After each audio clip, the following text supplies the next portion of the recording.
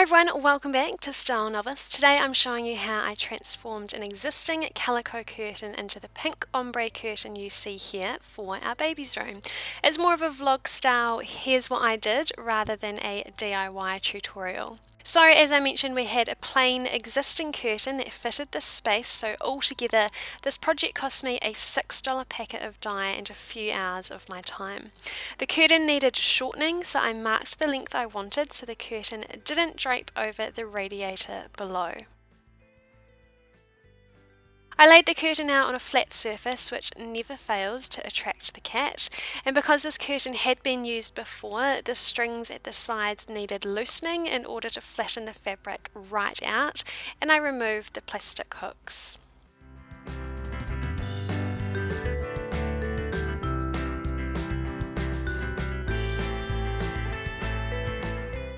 I measured what the new length was that I required, but knowing that I wanted to do the ombre effect in thirds, I worked out what each third would measure and then added my seam allowances for when I sewed them back together.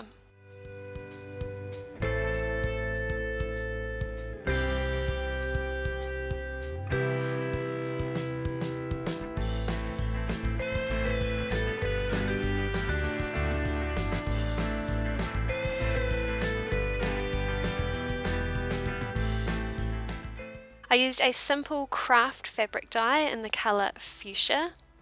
I measured out 3 portions, each larger than the last.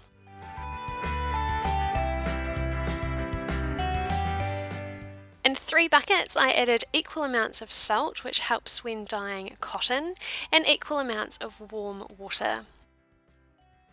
I placed each fabric third in its own bucket before topping up with equal amounts of water.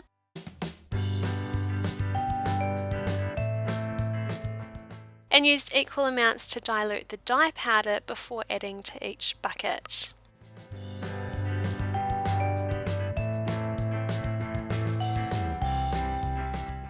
Each piece required constant stirring, and it's a good idea to lift and replace the fabric several times to avoid colour seeping into creases for too long. I used not only varying amounts of dye, but the darker the dye, I also left the fabric in longer. So starting with the palest pink, I removed the fabric and rinsed in warm water until the water ran clear, and completed this with each piece one at a time, finishing with the darkest colour, which had now been soaking the longest.